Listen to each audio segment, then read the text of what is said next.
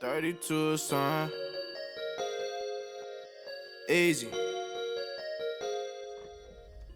So what's going on, guys? This is your boy Marc Clayton, and I want to bring you guys something very quick and easy. It's how to create a template here on Pro Tools. Now, what I use my template for is when I'm recording myself or I have a session coming in, it just gives a shortcut and very quick, has everything already set up for me. So I just go straight in and I get to recording rather than having to create that from scratch every time. I know it speeds up the process, and it gives you the things that you need very quickly. So if I open Pro Tools up here, opening it up as you see at the bottom, if you can follow the cursor or the mouse.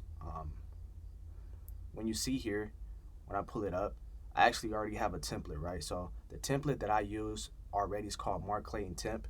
And what you do is that you just click here, create from template, and just name the song anything you were going to name it before. We can just call this blah blah, just really quickly, right? All right, so if you see that I have it like that, what you do is you just go here, create, and then it will actually open up everything that you already have. So in my template, and what I'm going to be creating today, is that when I start mine, I already have my tag. So typically, I'm always recording over my beats. So I already have the tag here. It's just very simple. It's a very simple tag that I always use. Ooh, that's clutch. So Ooh. the tag that I always use, and I always EQ, compress, and then added the yeser there. So, and then this is everything that I use. It's very simple. And as I record, the more complicated the recordings get, of course, you want to add more channels, more auxes. But from here, I'm gonna show you guys how to create from scratch. So what I'm gonna do now is just go ahead and is close this out, and then we're gonna create one from scratch ourselves. So of course, first thing you want to do is open up Pro Tools.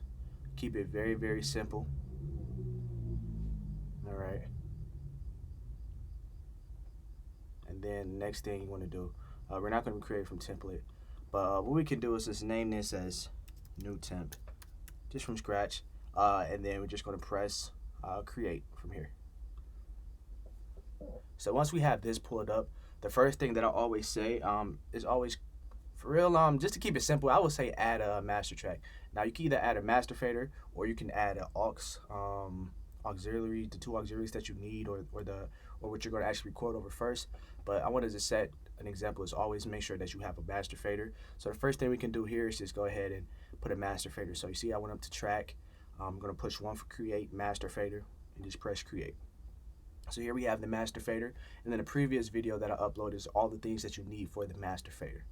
The next thing you want to do, you always want to make sure that you have a track to record in, or the audio track. And what that is make sure that it's always mono. When you're recording, record in mono for the most part, right? So you're going to create one, just only one new track.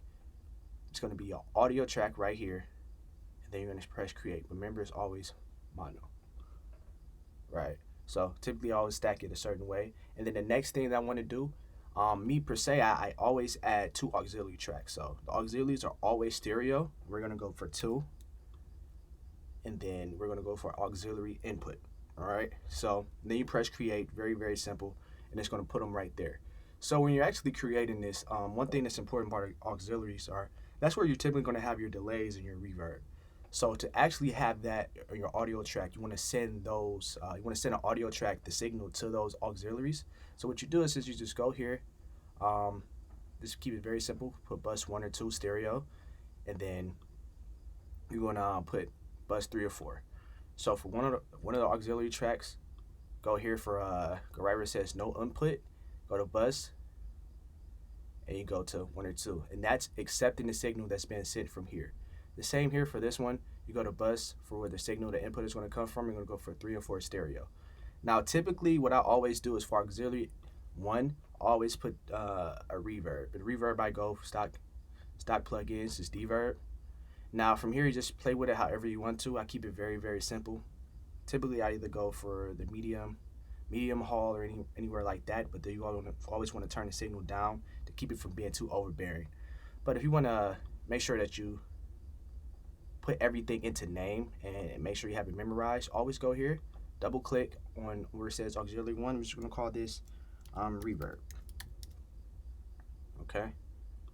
And then for here, always go for delay. Delay is one thing that I always have. Depending on the song, do I turn the delay up or down, or if I I do an automation just depending on the song. For any delay that you want to go, I usually go for mod 3, and then also depending on the tempo of the song, as you see right here, just you can either put for 4 beats or 1, just depending on where you want the delays, how frequent you want the delays, and how strong you want them. And then we can just call this track right here delay.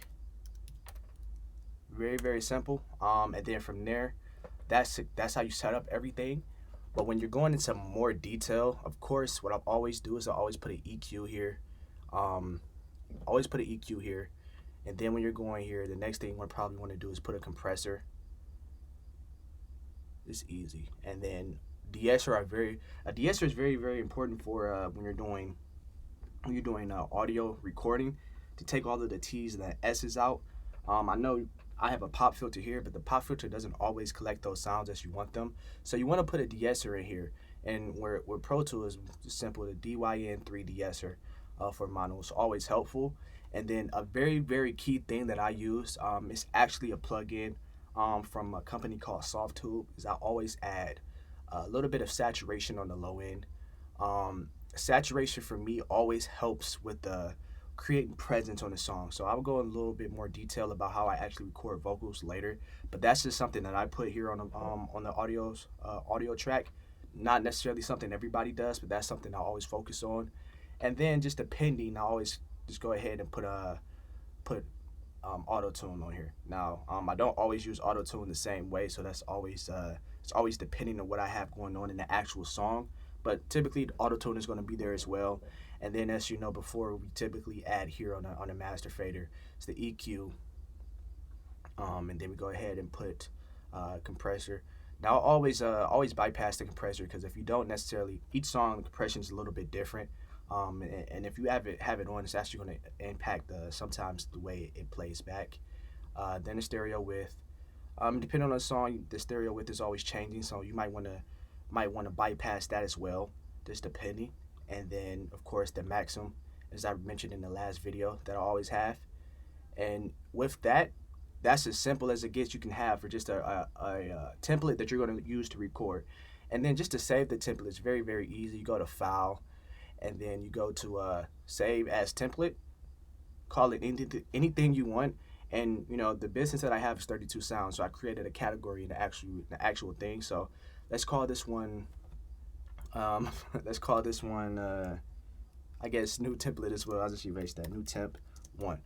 And then include media. So in the previous one I actually had a tag, so you can actually include that tag in the new template, but we don't have anything like that. If you create beats or you have a certain tag as far as engineering, you can add that right there.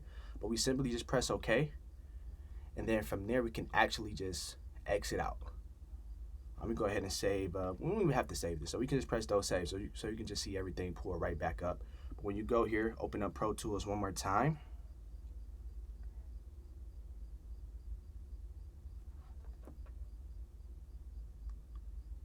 Just real quickly, so it's pulling up. Once you see it here, we could call the new song blah, just the regular blah, whatever. So you create from template. We go from new temp 1, and then we press create. What we see here is has everything that we put from before. So it has everything that we started off with, and that's just the simple way you create a template. Just to speed up the process when you're recording. You don't have to set up everything all the time, every single time the same way. You can just start from scratch and keep it like that.